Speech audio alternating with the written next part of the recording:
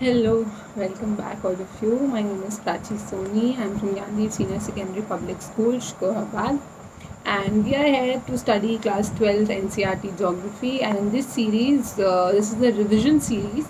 So we have already completed the revision of the first 4 chapters from the book Fundamentals of Human Geography. And today we would be starting with chapter number 5, that is your primary activities. This is a revision series. If you want to go for a detailed course, there is a detailed course parallelly going on, so you can refer to that one as well. And in this revision series, we generally go a little faster, so to brush up your facts. And so if you like the session, please hit the like button and do subscribe the channel, and your comments, compliments and suggestions are welcome. Thank you. So let's talk about the primary activities. So every activity through which there is a generation of income, कोई भी काम ऐसा आप करो जिससे आपको income मिले, it is known as economic activity. Economic activities are broadly categorized into 4 groups: primary activity, secondary activity, tertiary activity and quaternary activities.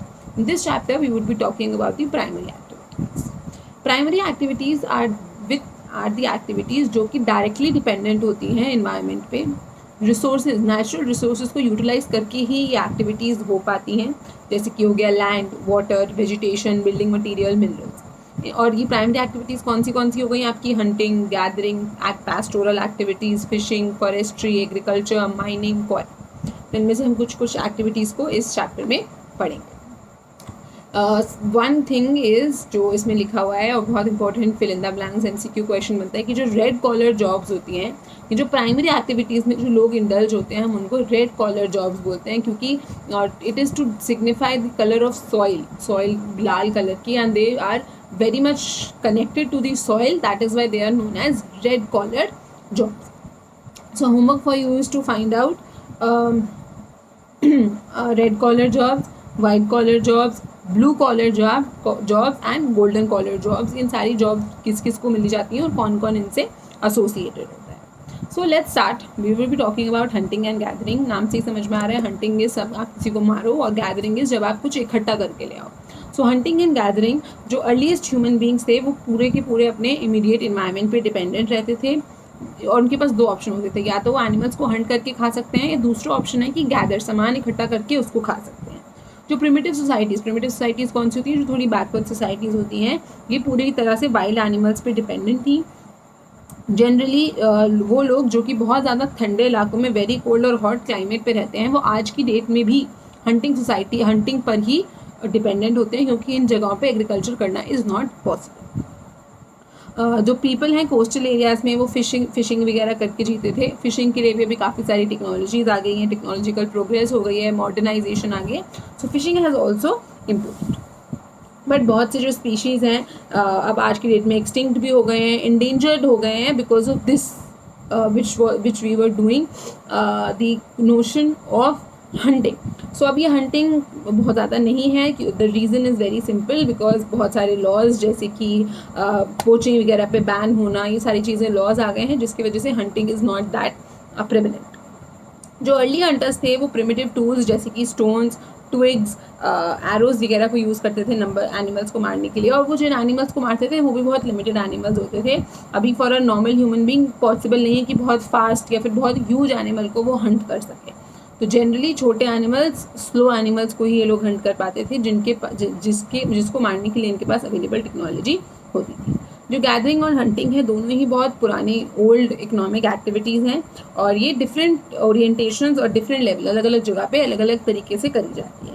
जो गैदरिंग है, ये वहाँ पे गैदरिंग मतलब सामान इकट्ठा करके आप खा रहे हो. ये हार्श क्लाइमेटिक कंडीशंस वाले रीजन, यानी कि जो जगहें जहाँ पे जो क्लाइमेट है वो बहुत ज़्यादा अच्छे से नहीं चलता है, या क्लाइमेट बहुत अच्छा नहीं होता, या इवन एक्सट्रीम विंटर्स और एक्सट्रीम समर्स होती हैं, उन जगहों पर आपकी गैदरिंग प्रैक्टिस करी जाती है. गैदरिंग के केस में आप बोथ प्लांट्स और एनिमल्स क्या होगा, प्लांट्स तो आप उठा लोगे, एनिमल्स के केस में क्या होगा, जब जिन्हें कोई मार देगा and then you are getting it, उसको हम बोलेंगे गैदरिंग. अपने फूड के नीड्स, शेल्टर के नीड्स, क्लोथिंग के नीड्स को फुलफिल करने के लिए ये लोग पूरी तरीके से गैदरिंग पे डिपेंडेंट होते हैं. ये जो एक्टिविटी होती है इसमें बहुत स्मॉल अमाउंट, अब ये these are some features of all the activities, हर जो भी हम एक्टिविटी पढ़ेंगे उसके कुछ की फीचर्स बताए जाएंगे कि इन्वेस्टमेंट नहीं लगता है या नहीं लगता है, किस तरह के लैंड पे होती है, व्हाट आर दी फीचर्स। तो ये आपको ये फीचर्स याद रखने पड़ेंगे। सो कैपिटल इन्वेस्टमेंट बहुत ज़्यादा नहीं लगती है गैदरिंग में, बहुत लो लेवल ऑफ टेक्नोलॉजी, बहुत ज़्यादा टेक्नोलॉजी की भी ज़रूरत नहीं होती है, बहुत मिनिमम टेक्नोलॉजी पे ये ऑपरेट कर जाता है। अब आप देखो ना कितने टाइम से लोग करते आ रहे हैं इसको, तो उस टाइम पे तो इतनी टेक्नोलॉजी थी नहीं। सो इट मीन्स कि बहुत लो लेवल ऑफ टेक्नोलॉजी पे भी ये काम कर जाता है।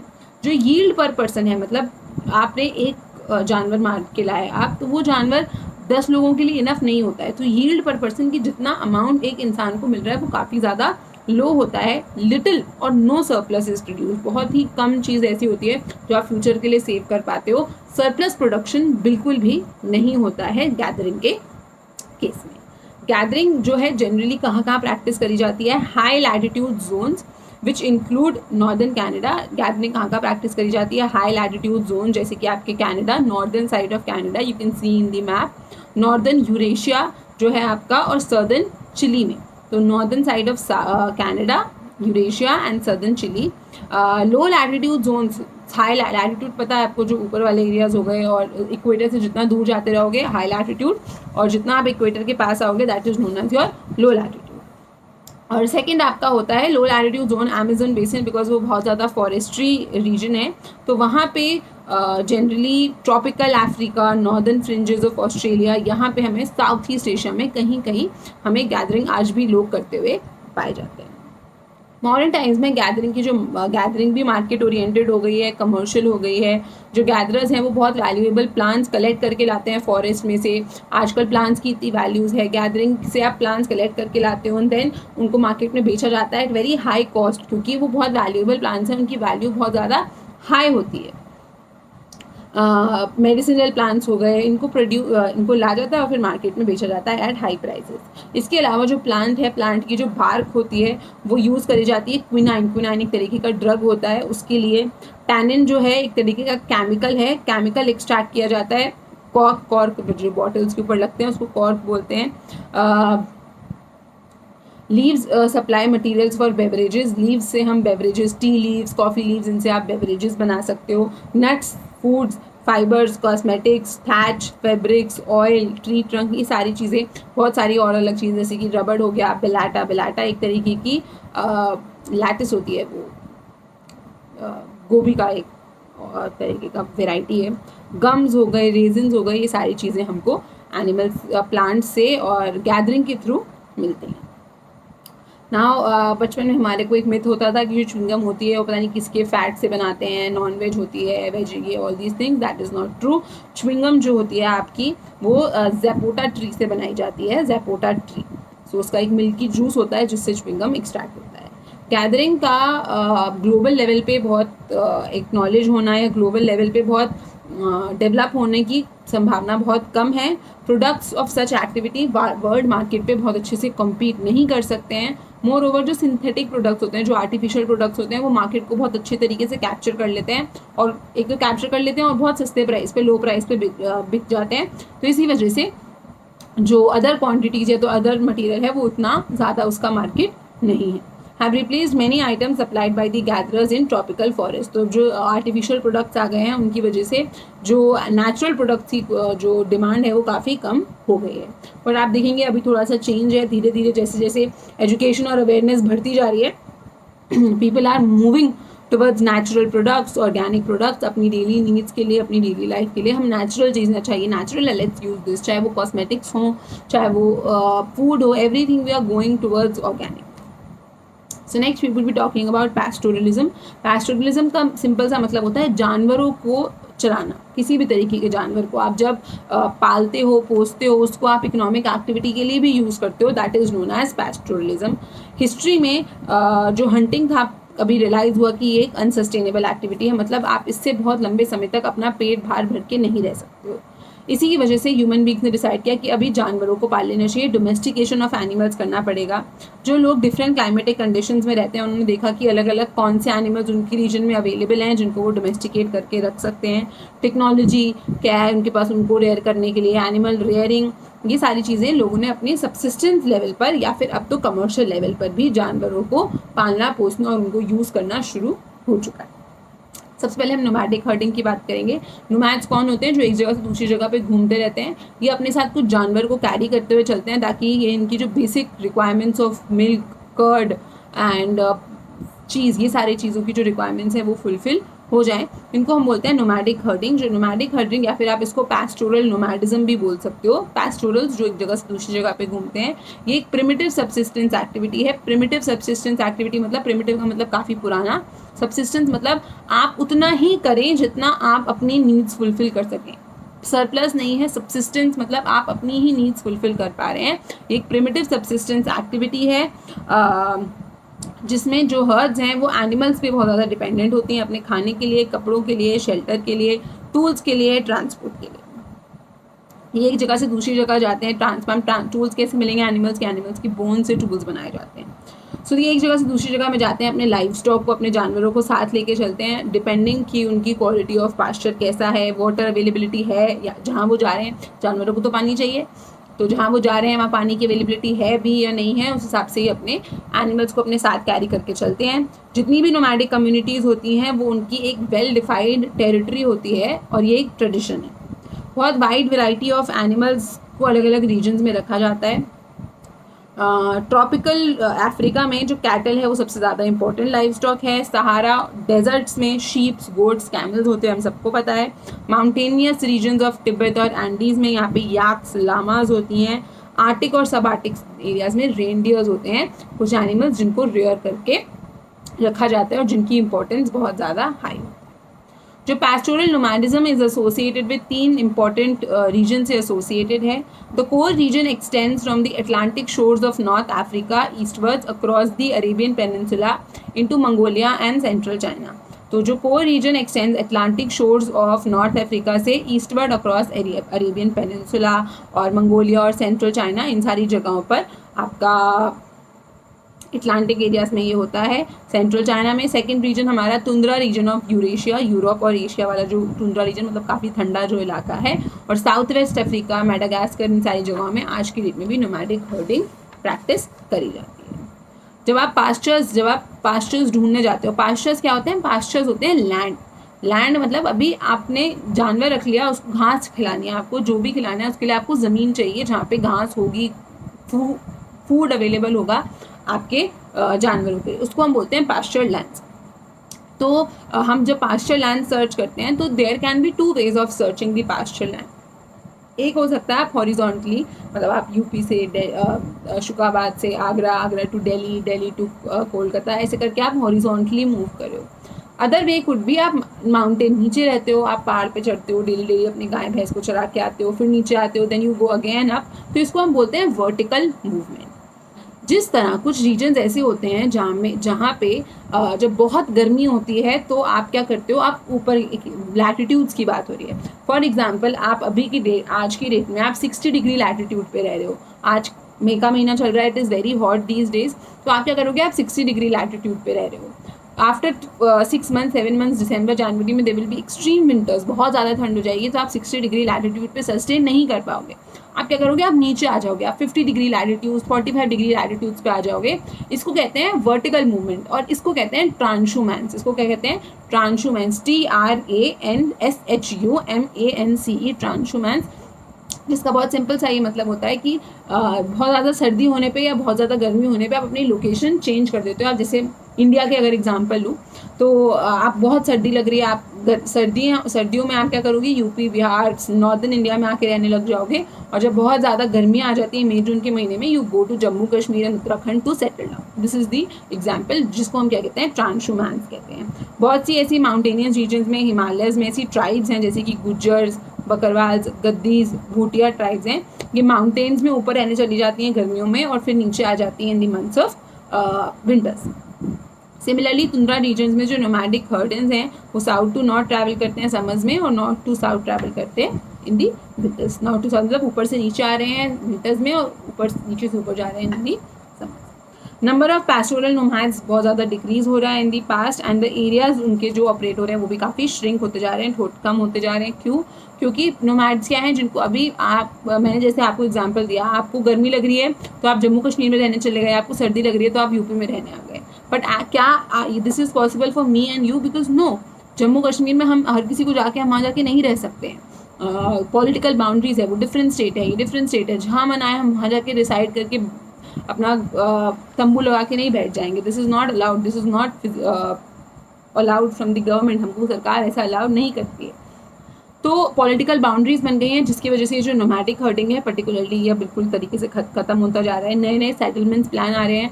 सरकार कोशिश करती है कि क्योंकि इन लोगों के पास बहुत ज़्यादा लंबे समय तक खाने की अवेलेबिलिटी नहीं होती है, डिपेंडेंट होते हैं एनिमल्स पे, क्लाइमेट पे, और ज़रा सा भी कुछ ट्रेजेडी, नेचुरल कैलामिटी वगैरह हो जाए, कुछ भी प्रॉब्लम हो जाए, तो they suffer a lot. So governments try to bring plans कि जिससे ये लोग सब लोग सेटल हों और एक ही जगह पे रहें एंड सस्टेन उधर की इकोनॉमी को पुश कर सकें।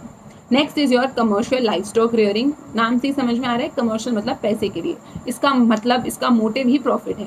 तो commercial life stock rearing, life stock यानी आपके जानवर, भेड़ बकरी, हर तरह के जानवर को जब आप रेयर करते हो उसको हम कहते हैं commercial life stock rearing. Unlike nomadic hurting, ये जो कमर्शियल लाइफ स्टॉक हर्टिंग होती है ये काफ़ी ऑर्गेनाइज्ड होती है, कैपिटल इंटेंसिव होती है, मतलब इसमें पैसे की ज़रूरत होती है। क्यों पैसे की ज़रूरत होती है? ये वेस्टर्न कल्चर से आया है। इसमें परमानेंट रैंचेज होते हैं। परमानेंट रैंचेज का मतलब हो गया, आप मान लो this is the piece of land, ये पूरी ज़मीन मेरी है, कुछ 10-20 एकड़ की ज़मीन है, ये पूरा परमानेंट रैंचेज, मैं इसकी ओनर हूँ। मैं क्या करूँगी, यहाँ पे 4-5 तरह के जानवर रख लूँगी, pigs, cows, sheeps and buffaloes और हेंस। मैंने इन सबको यहाँ पे रख लिया है। मैंने अलग अलग एरिया डिवाइड कर दिया है इन सब के लिए। इनमें से कोई भी एक दूसरे को नहीं खाता है, all of them are vegetarian हैं, किसी को भी एक दूसरे को नहीं खाएंगे। सो इनको क्या करते हैं, थोड़े दिन के लिए इस जगह पे रखा जब तक बाकी एरिया की ग्रास जो है वो वापस से रीजनरेट हो रही है। फिर मैंने हटा दिया, इस एरिया पे रहा जब तक यहाँ की ग्रास हो रही है। फिर इस एरिया से, सो इसको कहते हैं पार्सल्स। इनको क्या कहते हैं, पार्सल्स कहते हैं। अलग अलग जो रीजन है वो डिवाइडेड होते हैं। एक जगह पे अगर ग्रास अच्छी है उनको वहाँ पे खाना खाने के लिए भेज दिया जाएगा, दूसरी जगह की अगर ग्रास अच्छी है तो वहाँ पे खाना खाने के लिए भेज दिया जाएगा। तो जनरली दिस इज ये रेगुलेट, ये ग्रेजिंग रेगुलेट होती है। वन पार्सल जब ग्रेज होता है तो उनको दूसरे पे भेज दिया जाता है। ये एक स्पेशलाइज्ड एक्टिविटी है जिसमें in which only one type of animal को ही रेयर किया जाता है। अभी मैंने बोला वन टाइप ऑफ एनिमल, इसका मतलब ये नहीं कि सिर्फ पिग्स को रेयर कर जाएगा। इसका मतलब ये है कि जनरली जो एनिमल्स इनको एक ही तरह के, इनमें से कोई भी, जैसे मैंने आपको बताया था all of them are vegetarian, तो नॉन वेजिटेरियन एनिमल्स को ये लोग रेयर नहीं करेंगे। और बड़े बड़े जानवरों को जो कि दूसरों को हार्म पहुँचा सकते हैं उनकी रेयरिंग नहीं होगी। फिशेज़ नहीं होंगे, अभी फिशेज़ दूसरा एक्वेटिक एनिमल, तो जनरली एक तरह का जो जानवर होता है उनकी रेयरिंग होती है। कुछ इंपॉर्टेंट एनिमल्स आपके आते हैं, शीप्स, कैटल, गोट्स, हॉर्सेस। इनको यूज़ किया जाता है मीट के लिए, वूल के लिए, हाइड्स के लिए, स्किन्स के लिए, और इनको फिर पैक किया जाता है और फिर इनको बेच दिया जाता है मार्केट में। तो जो रेयरिंग है ये एक साइंटिफिक बेसिस पे करी जाती है, बहुत साइंस को ध्यान में रखते हुए। रेयरिंग, ये ब्रीडिंग, जेनेटिक इम्प्रूवमेंट, ये सारी चीज़ों में बहुत साइंस। ब्रीडिंग मतलब कि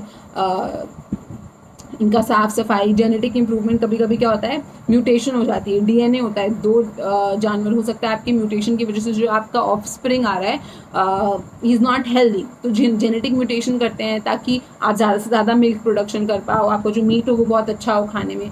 सो ऑल दीज थिंग्स, ये जेनेटिक, आपके जेनेटिक्स में चेंजेस लाए जाते हैं, चेंज किया जाता है। डिजीज़ कंट्रोल के लिए इनको दवाइयाँ वगैरह खिलाई जाती हैं। जहाँ अब इतने सारे जानवर हैं, इन सबको टन्स ऑफ बीमारियाँ हो सकती हैं, इनके हेल्थ केयर का ध्यान रखना। So it is a costly effort है, और साइंस की भी इसमें बहुत ज़्यादा ज़रूरत पड़ती है। एरियाज़ जैसे कि आपका New Zealand, Australia, Argentina, Uruguay, United States of America, ये कुछ इंपॉर्टेंट कंट्रीज़ हैं जो लाइफ स्टॉक रेयरिंग को प्रैक्टिस करती हैं। Next comes is your agriculture. Agriculture जो है मल्टीपल कॉम्बिनेशन में प्रैक्टिस किया जाता है, चाहे वो फिजिकल हो, सोशो इकोनॉमिक कंडीशंस हो, और इसकी वजह से बहुत different types of agriculture system निकल के आए हैं। मतलब अलग अलग रीजन में एग्रीकल्चर करने की जो प्रक्रिया है, जो प्रोसेस है, दैट इज़ डिफरेंट डिपेंडिंग उस एरिया, रीजन कैसा है, वहाँ की कंडीशंस कैसी हैं, चाहे क्लाइमेटिक कंडीशंस हो, चाहे सोशो इकोनॉमिक कंडीशंस हो, इन सबको ध्यान में रखते हुए एग्रीकल्चर के डिफरेंट मोड्स और डिफरेंट तरीके निकल के आते हैं। मेथड्स ऑफ फार्मिंग के बेसिस पे डिफरेंट टाइप्स ऑफ क्रॉप्स होती हैं, उनको ग्रो किया जाता है, लाइफ स्टॉक रेस्ड, कुछ मेन एग्रीकल्चर सिस्टम के बारे में इस बुक में इन्होंने बात करी है। सबसे पहले सबसिस्टेंस एग्रीकल्चर। सबसिस्टेंस का मतलब अभी मैंने आपको बताया था, सबसिस्टेंस मतलब आप सिर्फ उतना ही ग्रो कर पाएंगे जितने से आपकी और आपके दो लोगों का पेट भर सके। You are not producing anything in surplus. तो सब्सिस्टेंस एग्रीकल्चर वो है जिसमें जितना भी आप ग्रो करें सब कुछ आप कंज्यूम कर लें. सो और nearly so of products locally grown. It can be grouped in 2 categories. ये जनरली 2 कैटेगरीज में ग्रुप होता है. प्रिमिटिव सब्सिस्टेंस एग्रीकल्चर होती है और इंटेंसिव सब्सिस्टेंस एग्रीकल्चर होती है. अभी सब्सिस्टेंस एग्रीकल्चर भी 2 तरह की होती है, प्रिमिटिव और इंटेंसिव. प्रिमिटिव सब्सिस्टेंस एग्रीकल्चर में क्या होगा, ये शिफ्टिंग कल्टीवेशन होती है. इसको हम शिफ्टिंग कल्टीवेशन भी बोलते हैं. मतलब आप एक जगह पे खेती बाड़ी करो, फिर आपने पूरे मिनरल्स और न्यूट्रिएंट्स वहाँ के यूज़ कर लिए, then you move to another place, वहाँ को आपने पूरी तरीके से यूज़ कर लिया और के मिनरल्स वगैरह को. और ये बहुत सारी ट्राइब्स प्रैक्टिस करती हैं, अफ्रीका की, साउथ एंड सेंट्रल अमेरिका की, साउथ ईस्ट एशिया की बहुत सारी ट्राइब्स हैं जो आज की डेट में आपका प्रिमिटिव सब्सिस्टेंस एग्रीकल्चर को प्रैक्टिस करती हैं. जो वेजिटेशन होती है उसको क्लियर किया जाता है. फायर और एशेज, जो ऐश होती है ना, जो राख होती है, ये एक तरीके से खाद का काम करती है फॉर दी सॉइल. सो ये फर्टिलिटी, सॉइल की फर्टिलिटी को इम्प्रूव करती है, एनहांस करती है. शिफ्टिंग कल्टीवेशन, इसको हम शिफ्टिंग कल्टीवेशन को हम स्लैश और बर्न एग्रीकल्चर भी बोलते हैं. तो अभी तक हमको इसके 3 नाम पता चले, primitive subsistence agriculture, shifting cultivation and slash and burn agriculture. Slash and burn agriculture का मतलब ग्रो करो, जला दो, आगे बढ़ो, ग्रो करो, जला दो, आगे बढ़ो. देन आफ्टर सम ईयर्स आप यहाँ पे आओ, यहाँ के न्यूट्रिएंट्स वापस से आ गए हैं, now you again grow here, जो burn it and move forward. तो ये जो कल्टिवेटेड पैचेस होते हैं काफ़ी स्मॉल होते हैं. जो कल्टीवेशन होती है बहुत प्रिमिटिव टूल्स, यानी कि बहुत टेक्नोलॉजी इनके पास बहुत ज़्यादा खास नहीं होती है. स्टिक्स हो गए, होज हो गए, इन सारी चीज़ों से ये खेती बाड़ी करते हैं. कुछ समय बाद जो सॉइल होती है वो अपनी फर्टिलिटी को खो देती है, क्योंकि ज़मीन के छोटे टुकड़े होते हैं, आप एक्सटेंसिवली वहाँ पे ग्रो करते जा रहे हो. तो 2-3 से 5 साल में जो सॉइल की फर्टिलिटी है वो ख़त्म हो जाती है. प्रिमिटिव है ये, तो ये नेचुरल ऑर्गेनिक चीज़ों को यूज़ करके जो फर्टिलिटी है वो वापस से लाने की कोशिश करते हैं. पेस्टिसाइड्स, फर्टिलाइजर्स, इन सब चीज़ों की यूज़ नहीं होता है. सो फिर क्या करते हैं, उस फॉरेस्ट को, पैच ऑफ फॉरेस्ट को क्लियर करते हैं, फिर वहाँ पर जाके कल्टीवेशन करते हैं. इसकी वजह से एक बहुत बड़ी प्रॉब्लम ये है कि ये लोग फॉरेस्ट क्लियर करते जा रहे हैं खेती बाड़ी करने के लिए, which is not right. The farmer may return to the earlier patch after, और हो सकता है, पॉसिबल है कि थोड़े टाइम बाद वो वापस से उस ज़मीन पे आ जाए जब तक उसकी जो फर्टिलिटी है वो वापस आ गई है. One of the major problem is ये है cultivation is that the cycle of jhum becomes less and less due to the loss of fertility in different parcels. It is prevalent in tropical region. सबसे बड़ा इसका problem ये है कि fertility जाने में टाइम बहुत कम लगता है, फर्टिलिटी आने में टाइम बहुत ज़्यादा लगता है. और इस वजह से क्या होता है, आपने जो ज़मीन थी, for example this was the piece of land, आपने इसमें खेती कर दी, अब आप आगे बढ़ गए, इसको खाली छोड़ दिया आपने.